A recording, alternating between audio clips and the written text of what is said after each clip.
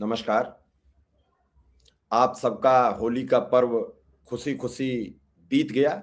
इसके लिए मेरी ओर से, स्पेशल कवरेज न्यूज़ की ओर से और आदरणीय डॉक्टर राकेश पाठक की ओर से सभी दर्शकों को बहुत बहुत बधाइयाँ, बहुत बहुत शुभकामनाएं।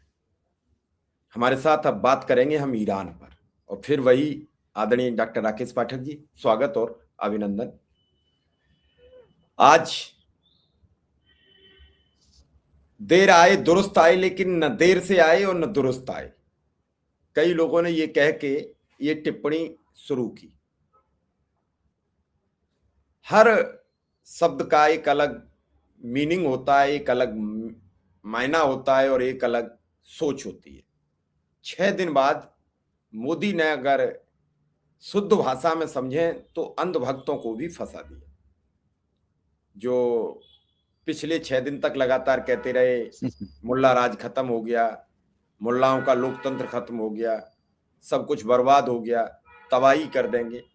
लेकिन गुरुवार को एकाएक विदेश मंत्री ने ईरान के विदेश मंत्री से बात कर ली और विदेश सचिव मिस्री साहब ने जाकर विदेश मंत्रालय, जो वहां के एम्बेसडर हैं, उनसे मुलाकात की और शोक संवेदना व्यक्त करी लिखित में।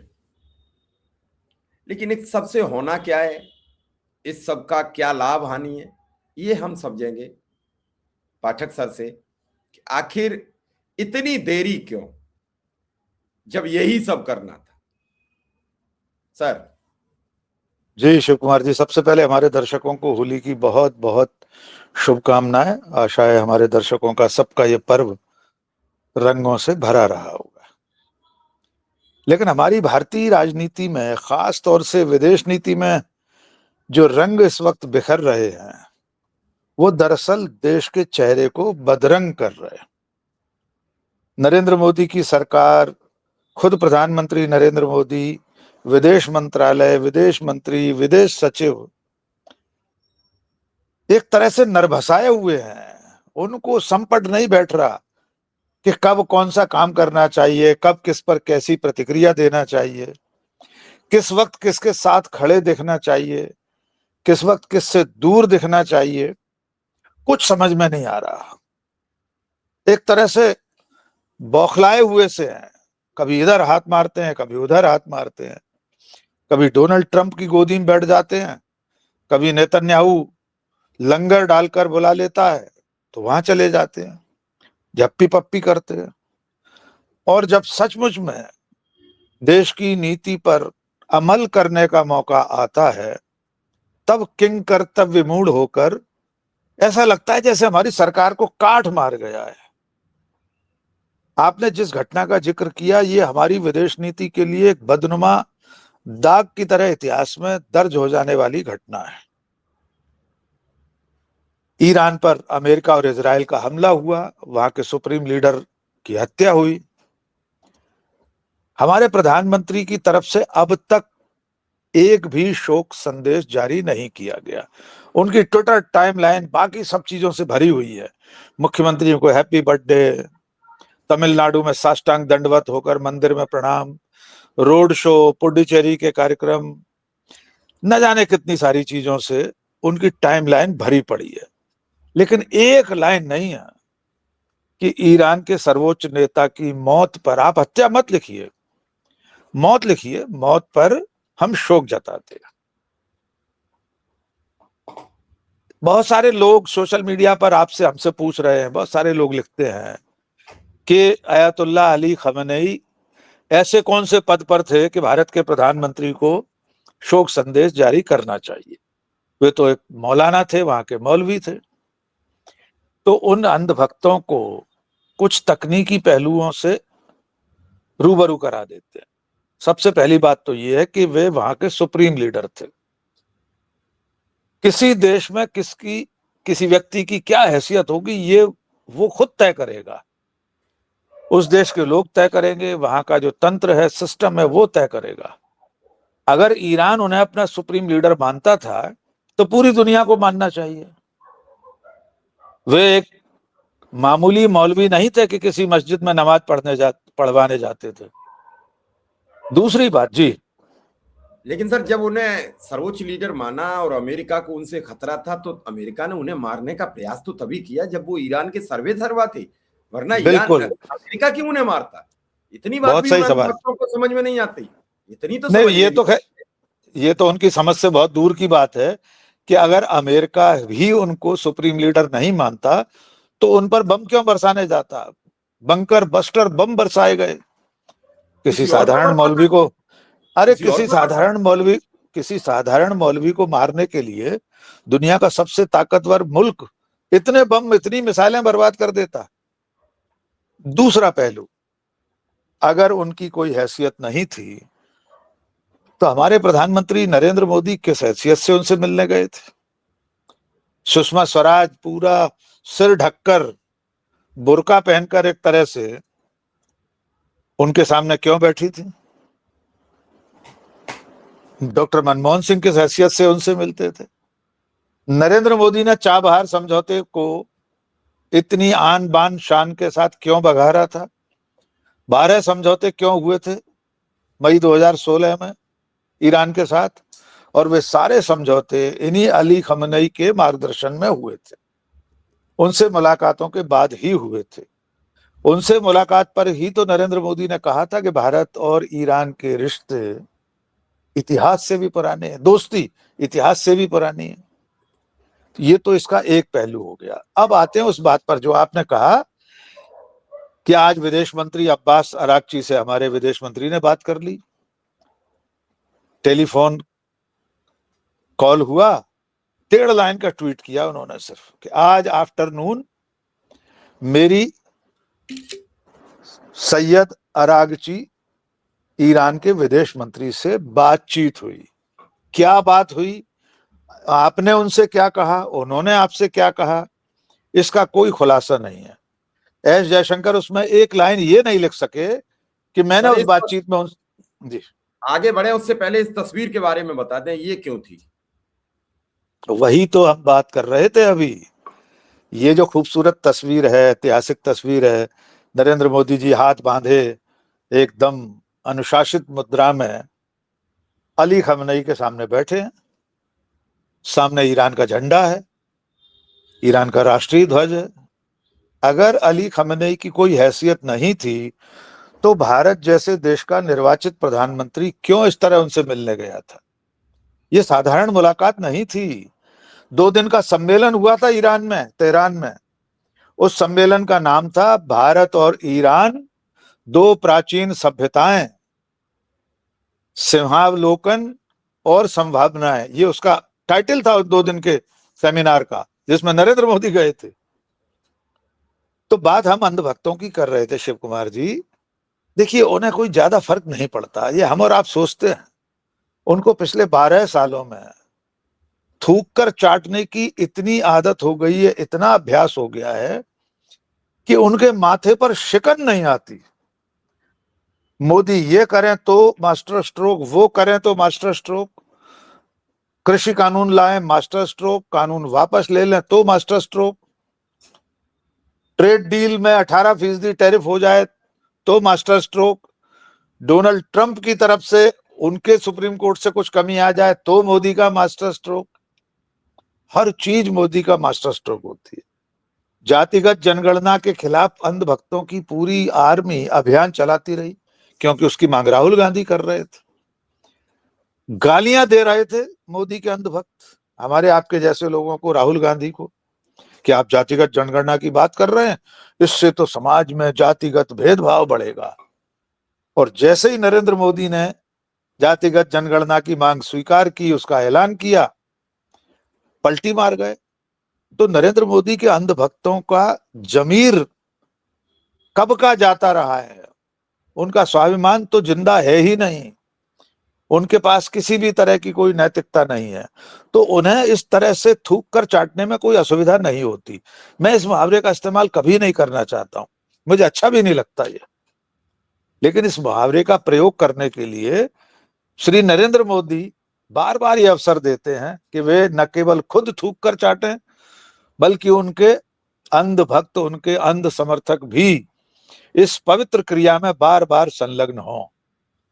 यही वजह है कि 6 दिन तक ईरान पर हमले और सैयद अयातुल्लाह अली खamenei की मौत पर जो अंधभक्तों की सेना और मोदी के समर्थक ढोल बजा रहे थे कि मोदी जी क्यों बात करें, क्यों भारत सरकार शोक जताए, और 6वें दिन हमारे विदेश सचिव विक्रम मिस्री ईरान के दूतावास में जाते हैं, वीडियो बनता है, बहुत लंबा चौड़ा कमेंट लिख रहे हैं, आपने देखा होगा, जूम इन करके कैमरा बार बार जा रहा है, फिर जूम आउट हो रहा है, बहुत लंबा कमेंट लिख रहे हैं, शोक संदेश। फिर उसके बाद बैठकर वहां राजदूत के साथ बातचीत कर रहे हैं, बगल में फोटो लगी है अली खamenei की, पूरे परिसर में उनकी तस्वीरों के बड़े बड़े होर्डिंग लगे हुए थे, और दोपहर बाद में विदेश मंत्री ने फोन पर बात कर ली। मेरा असल सवाल यह है कि ये अंधभक्त मोदी के समर्थक, इनकी कोई हैसियत नहीं है, इनके बारे में बात करना भी अपना समय जाया करना है। मेरा सवाल उससे ज्यादा बड़ा ये है कि हमारी विदेश नीति क्या बच्चों का खेल है? 6 दिन तक विदेश मंत्रालय, प्रधानमंत्री कार्यालय शोक संदेश की जहमत नहीं उठा पाया, सोच नहीं पाया कि हमें एक देश के मुखिया की हत्या पर शोक जताना है, इसका निर्णय लेने में 6 दिन लग गए। इसको कहते हैं पॉलिसी पैरालिसिस, जिसका आरोप ये लोग डॉक्टर मनमोहन सिंह पर लगाते थे। और एक बात और बड़ी मजेदार जोड़ दें, जिन लोगों को ये लग रहा है कि अली खamenei किसी संवैधानिक पद पर नहीं थे इसलिए प्रधानमंत्री को शोक नहीं जताना चाहिए, मैं उनसे अनुरोध करूंगा कि वे जरा गूगल करें, नरेंद्र मोदी की एक चिट्ठी ढूंढें, पाकिस्तान के प्रधानमंत्री की अम्मी जान के इंतकाल पर डियर मियां साहब कर प्रधानमंत्री नरेंद्र मोदी ने एक चिट्ठी लिखी थी, 2020 की बात। बहुत आसानी से मिल जाएगी, अगर कोई हमसे मांगेगा तो हम उसे भी पहुंचा देंगे। पाकिस्तान के प्रधानमंत्री की अम्मी जान किस संवैधानिक पद पर थी कि प्रधानमंत्री ने चिट्ठी लिखी, सोशल मीडिया पर तो पोस्ट किया ही, पर्सनल चिट्ठी लिखी है, डियर मियां साहेब, नीचे दस्तखत है नरेंद्र मोदी के।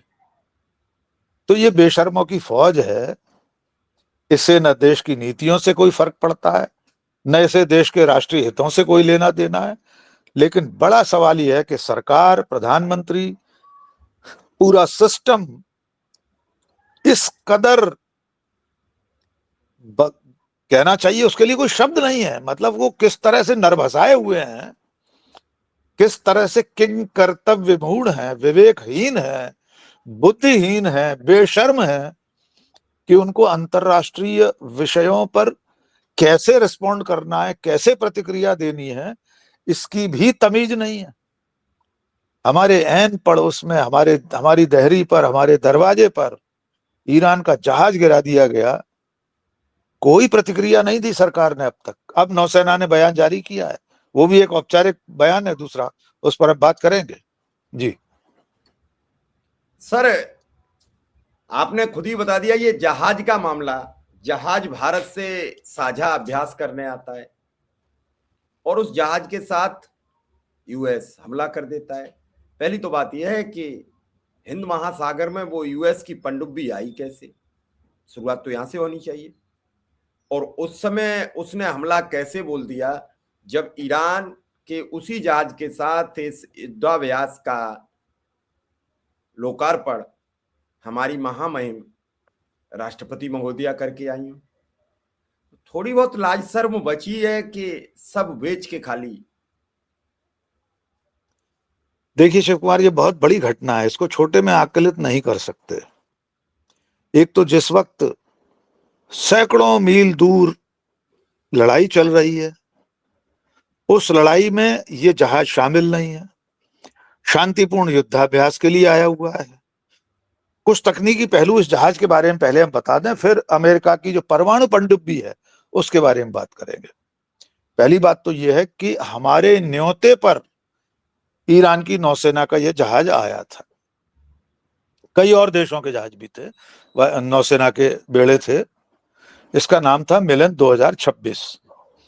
ये युद्धाभ्यास किया ही इस नियत से गया था कि जो दुनिया में जितने समंदर हैं, वहां अलग अलग देशों की नौसेनाएं जो गश्त करती हैं, उनका आवागमन है, उनकी एक्टिविटीज हैं, उनमें आपस में एक तालमेल, एक सद्भाव बना रहे, इसके लिए इस तरह के युद्धाभ्यास होते हैं। नंबर 2, ये जो जहाजी बेड़ा था IRIS देना, ये जब युद्धाभ्यास में शामिल होने आया था तो एक तरह से ये निहत्था था। अगर सैन्य विज्ञान की भाषा में कहा जाए तो निशस्त्र था। उसके ऊपर जो हमला करने का सिस्टम लगाया हुआ था उसको डीएक्टिवेट किया हुआ था। हर युद्धाभ्यास में ऐसा ही होता है कि गलती से भी कोई तोप ना चल जाए, कोई गोला ना चल जाए, कोई मिसाइल ना दाग दी जाए। तो उसका जो ऑपरेटिंग सिस्टम था वो पूरा इनएक्टिव था, उससे कोई ऐसा काम नहीं हो सकता था कि वो किसी पर हमला कर सके। ऐसे निहत्थे जहाज पर बिना चेतावनी के अमेरिका की पनडुब्बी ने तारपीडो से हमला किया।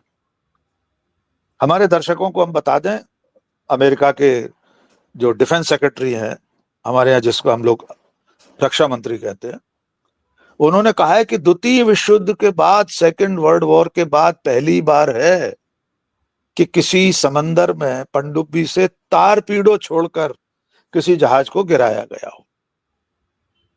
तो इस घटना की जो गहनता है, इसका जो महत्व है, वो कितना ऊंचे स्तर का है, इसका आप अंदाजा लगा दीजिए। द्वितीय विश्व युद्ध के बाद पहली बार तारपीडो से कोई जहाज डुबोया गया। अब आपने ये जो कहा कि वो पनडुब्बी हिंद महासागर में आ कैसे गई, उससे थोड़ा सा हमें समझना होगा कि जो अंतरराष्ट्रीय समुद्र है, हर देश की अपनी जो ग्राउंड बॉर्डर होती है, समुद्री, जहां से समुद्र शुरू होता है उस देश की भौगोलिक सीमा से, वहां से शुरू के 12 समुद्री मील, नॉटिकल माइल्स जिसको कहते हैं, उस पर उसका पूरा अधिकार होता है, पूरी संप्रभुता होती है। 12 मील के बाद के अगले 200 मील, यानी जमीन से 212 नॉटिकल माइल्स, वहां तक उसका एक एक्सक्लूसिव इकोनॉमिक जोन होता है, जिसे EEZ कहते हैं। वहां पर भी उसका अधिकार होता है कि वो उस तरह की आर्थिक गतिविधियां चला सकता है, जैसे मछलियां पकड़ना हो, जैसे समंदर में और जो खनिज हैं उनका उत्खनन करना हो, कोई और ऐसी चीज है समुद्र में जो निकालना हो, वो कर सकता है। अब इससे बाहर का 212 नॉटिकल माइल्स के बाहर का जो समुद्र है वो अंतरराष्ट्रीय समुद्र है, वो सबके लिए खुला है, सब जहाजों का आवागमन होता है। हमारे जहाज भी बहुत दूर दूर तक गश्त करते रहते हैं। लेकिन इसमें सबसे महत्वपूर्ण बात है कि हिंद महासागर, जिसका नाम हमारे देश हिंदुस्तान की बदौलत पड़ा है, हिंद महासागर, वो हमारी टेरिटरी है, एक तरह से हमारी जिम्मेदारी है, हम उसके निगहबान हैं। और ये मैं नहीं कह रहा हूं शिव कुमार, ये बयान प्रधानमंत्री नरेंद्र मोदी का है। पिछले साल उन्होंने नौसेना के कार्यक्रमों में, INS विक्रांत के जलावतरण में, कई और जंगी जहाजों के समंदर में उतारने के मौके पर अपनी जुबान से ये कहा है कि हिंद महासागर के निगहबान हम हैं, हमारी नौसेना है, इंडियन नेवी हिंद महासागर की पूरी सुरक्षा की जिम्मेदार है। और हम वैसे भी हिंद महासागर के नेट सिक्योरिटी प्रोवाइडर हैं, यानी हमारे आसपास हिंद महासागर में अगर कुछ होगा तो किसी को भी सुरक्षा देने की जिम्मेदारी हमारी है। दूसरा, हम फर्स्ट रिस्पॉन्डर हैं। अगर कोई कॉल आता है, कोई समस्या होती है, कोई आपदा आती है, तो सबसे पहले हमारी जिम्मेदारी है, हमारी नौसेना की जिम्मेदारी है कि हम रिस्पॉन्ड करें, भागकर वहां जाएं किसी की मदद करने के लिए। और ये बात भी मैं नहीं कह रहा हूं, फिर दोहरा देता हूं, हम अपने दर्शकों को सुनवा देंगे, ये बयान भी प्रधानमंत्री नरेंद्र मोदी का है। एक मौके पर 2000 किलोमीटर दूर जाकर इंडियन नेवी ने एक जहाज, डूबते हुए जहाज के 21 लोगों को बचाया था। उसकी शेखी बघार रहे थे नरेंद्र मोदी। 2000 किलोमीटर दूर हमारा इकोनॉमिक, एक्सक्लूसिव इकोनॉमिक जोन तो 200 मील में खत्म हो गया, मील को किलोमीटर में बदल लीजिए, तब भी उसके बहुत आगे, कितनी आगे जाकर हमने रिस्पॉन्ड किया। क्योंकि हिंद महासागर के हम निगहबान हैं। तो यहां कुल मिलाकर 240 मील पर ये जहाज डूब रहा था, उसने डिस्ट्रेस कॉल दिया था, यानी आपदा का मैसेज दिया था। श्रीलंका की नौसेना वहां पहुंची, उसने 33 नाविक बचा लिए ईरान के। अब 2 दिन बाद 4 तारीख की सुबह की घटना है। अब पूरी दुनिया में जब थू थू हो गई, ईरान की तरफ से भी आलोचना हो गई, कांग्रेस पार्टी ने, राहुल गांधी ने, पवन खेड़ा ने प्रेस कॉन्फ्रेंस करके लानत भेज दी, तब इंडियन नेवी ने एक प्रेस नोट जारी किया है कि डिस्ट्रेस कॉल श्रीलंका को मिली थी, लेकिन हमको भी जब जानकारी मिली तो हमने अपना फलाना INS जहाज वहां रवाना कर दिया और कुछ हवाई जहाज भी भेजे जिनके पास नावें थी जो ऊपर से गिराई जा सकती थी नाविक बचाने के लिए, वगैरह वगैरह, लंबा चौड़ा प्रेस नोट। लेकिन ये सारी चीजें कल देश के सामने क्यों नहीं आई? सर कोई बचा? जो बचे हैं उन्हें श्रीलंका की नौसेना ने बचाया है, हमने नहीं बचाया। तो इन्होंने क्या किया? इन्होंने कुछ नहीं किया, प्रेस नोट जारी किया, प्रेस नोट प्रेस नोट बनाया, जारी, प्रेस नोट बनाया और उसमें भी ये लिखा है कि हम श्रीलंका की नौसेना की अगुवाई में, उसके नेतृत्व में, उसकी लीडरशिप में बचाव कार्य में शामिल हुए थे। भाई आपकी लीडरशिप क्यों नहीं थी? नंबर 2, वो तो हमारा मेहमान था, हमारे यहां से 19 फरवरी से यहां पर था वो। महामहिम राष्ट्रपति ने वो परेड देखी, उनके सामने से जब यही बेड़ा जब निकला था तो कमेंटेटर जो बोल रही थी, एक पुरुष और एक स्त्री, 2 कमेंटेटर थे, वो इस जहाजी बेड़े IRIS की डेना की तारीफ में कसीदे पढ़ रहे थे राष्ट्रपति की मौजूदगी में।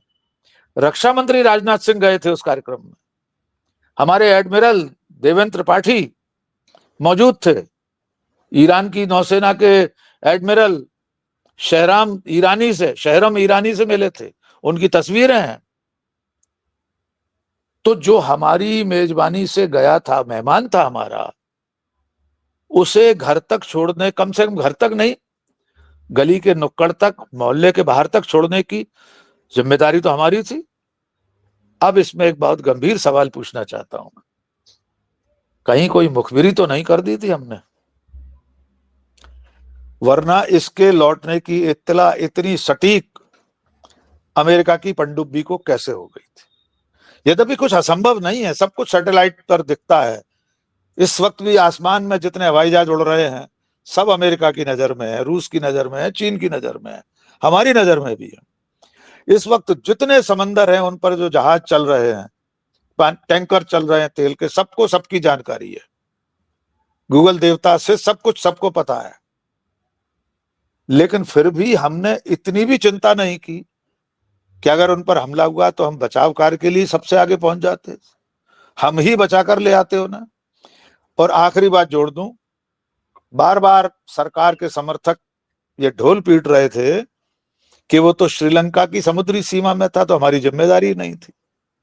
श्रीलंका ने साफ कह दिया है कि वो हमारी समुद्री सीमा में नहीं था, फिर भी हम डिस्ट्रेस कॉल मिलने पर बचाव करने पहुंचे थे। इसका मतलब यह है कि भारत और श्रीलंका के बीच जो अंतरराष्ट्रीय समुद्र है, जो किसी की भी सीमा में नहीं है, उसमें था, और वो हिंद महासागर है। हम उसके गार्डियन है, नरेंद्र मोदी के शब्दों में, और हमेशा से है, कोई आज पहली बार नहीं है। तो फिर हमारी सरकार ने उसे बचाने के लिए कुछ भी क्यों नहीं किया? और अंतिम बात, अब तक इस घटना को लेकर किसी भी तरह की नाखुशी, आपत्ति अमेरिका के सामने दर्ज क्यों नहीं कराई? इतना तो सरकार कह ही सकती है कि ये हमारी समुद्री सीमाओं की संप्रभुता पर हमला है, कम से कम हमारे पड़ोस में आपको ऐसा नहीं करना चाहिए। और आगे निकल जाती, कहीं और जाके मार देते, कोई दिक्कत नहीं, बहुत लंबा रास्ता था उसको ईरान पहुंचने में भी। तो ये हमारी विदेश नीति, हमारी रक्षा नीति, भारत की संप्रभुता, सब पर एक तरह का हमला है। जी सर ये हो गया कि हम आपका नुकसान भी कर रहे हैं और आंखें भी न टेर रहे हैं, और आप चुपचाप मुंह दर्शक होके आप देख रहे हो। गांव में जो कह देते हैं कि उसने तो काम भी बिगाड़ दिया और आंखें न टेर रहा है, अब गए तो। अब कुल मिला के ये समझ में नहीं आ रहा है कि देश के युग पुरुष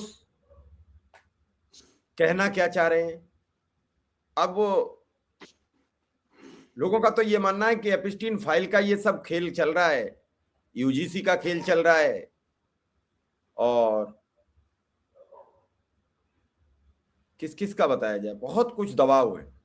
अब उस पर इधर सत्ता परिवर्तन का खेल खेला है, कैसे यूजीसी दब जाए, क्योंकि 8 तारीख को यूजीसी का बवाल है दिल्ली में, 10 तारीख को शंकराचार्य साधु संतों को लेकर आ रहे हैं। बुरे फंसे हैं, देश के बारे में सोचें कि विदेश के बारे में सोचें, इजराइल को जवाब दें कि अमेरिका को जवाब दें, पार्टी को जवाब दें कि आरएसएस को जवाब दें, अंधभक्तों को जवाब दें कि जो आप और हम जैसे सवाल करता है उनको कैसे रोकें। ऐसे में कोड़ में खाज रोज नई हो जाती है। बस एक छोटा सा आपसे सवाल मेरा ये है, इस लड़ाई के बारे में अब आपका अपना अनुमान क्या कह रहा है? जिस हिसाब से खामेनेई के मारने के बाद अमेरिका ये समझ रहा था कि ईरान सरेंडर कर देगा, लेकिन खामेनेई के शहादत के बाद या मौत के बाद ईरान में उबाल बढ़ गया है, इतने नुकसान, इतनी मौतें, और लगातार दबाव बनाता चला जा रहा है। हालांकि कई मीडिया के समूह ये कह रहे हैं उनके पास हथियार खत्म हो रहे हैं। अरे यूक्रेन से कम हथियार क्या होंगे ईरान के पास? यूक्रेन को रसिया जैसा देश अभी तक काबू में नहीं कर पाया। तो इसको आप कैसे देखते हैं? छोटा सा एक कमेंट। देखिए, लड़ाई अब लंबी चलती दिखाई दे रही है। जो भी अनुमान डोनाल्ड ट्रंप ने, अमेरिका ने, इजराइल ने लगाए होंगे, वे तो लगभग सब फेल हो चुके हैं। आज भी ईरान ने बड़े हमले किए हैं, उतने हमले जवाबी इस तरफ से नहीं हुए, इजराइल और अमेरिका की तरफ से। आज दुबई पर दोबारा हमला हुआ है, ओमान में हमला हुआ है। जितने खाड़ी के देश हैं जहां अमेरिकी फौजी अड्डे हैं, सब पर हमले लगातार जारी हैं। वो अमेरिका का जंगी बेड़ा यूएसएस अब्राहम लिंकन, जिसके बारे में पहले ये सूचना मिली थी कि उसे वॉर जोन से वापस बुला लिया अमेरिका में, लेकिन अब तो खबर ये आ रही है कि ईरान ने उसे डुबो दिया है। उसकी कहीं लोकेशन नहीं मिल रही है, उसके कोऑर्डिनेट्स ही नहीं मिल रहे कहाँ हैं। F-15 गिरा दिया आज एक और। हथियार जब तक दोनों देशों के पास हैं, ठीक है, अमेरिका के पास इतने ज्यादा हैं कि उन्हें खत्म होने में तो वर्षों लगेंगे, लेकिन ईरान भी जिस तरह से लड़ाई लड़ रहा है, तो ये लड़ाई अभी लंबी चलने वाली है। अंतिम बात इसमें जोड़ देता हूं कि चीन का एक प्रतिनिधि मंडल अभी ईरान में है। ऐसा पहली बार हुआ है कि लड़ाई शुरू होने के बाद किसी बड़ी ताकत ने ईरान का दौरा किया हो। आप अंदाजा लगा सकते हैं, बम बरस रहे हैं, मिसाइलें बरस रही हैं। इसके बावजूद अगर चीन ईरान के लिए मदद के लिए आ गया है, और उस तरफ रूस भी तैयार है मदद करने को, तो लड़ाई अभी कई दिन चलेगी। खुद डोनाल्ड ट्रंप कह चुके हैं 4-5 हफ्ते चल सकती है। लेकिन अमेरिका में जो उसका विरोध शुरू हो गया है, वो डोनाल्ड ट्रंप के लिए ज्यादा चिंता की बात है बजाय ईरान के। कल अमेरिका की संसद में एक पुराने फौजी ने, बुजुर्ग रिटायर्ड फौजी ने खड़े होकर विरोध किया, आवाज लगाई। उसने कहा कि हम ईरान के लिए जान देने के लिए तैयार नहीं हैं। अमेरिका के लोग, क्षमा कीजिए, इजराइल के लिए जान देने को तैयार नहीं है। हम इजराइल की लड़ाई नहीं लड़ेंगे। उसे किस तरह वहां के एक सीनेटर ने और गार्ड्स ने पकड़कर धकियाकर बाहर भेजा है। पूरे अमेरिका में लोग सड़कों पर उतरे हुए हैं। तो ट्रंप भी दोहरी चुनौती का सामना कर रहे हैं। लड़ाई कब तक चलेगी इसके बारे में अभी अनुमान लगाना कठिन है, लेकिन लंबी चलेगी इतना तय है। ये शिव कुमार। चलिए सर, आपने बहुत अच्छी तरीके से दर्शकों को बातें बताई हैं कि अंधभक्त अब क्या करेंगे। हमें भी एक आपके कमेंट की जरूरत है। आप हमें बताइए कि अंधभक्त अब क्या कहेंगे। प्रधानमंत्री ने तो अब रिश्ते दोबारा से जोड़ने का प्रयास शुरू कर दिया, लेकिन अंधभक्त जो मुल्लाओं का साम्राज्य खत्म कर रहे थे, अब उनको नया शब्द कौन सा ईजाद करेंगे वो जल्दी से बताएं। फिलहाल इस प्रोग्राम में इतना ही। धन्यवाद, आभार, नमस्कार।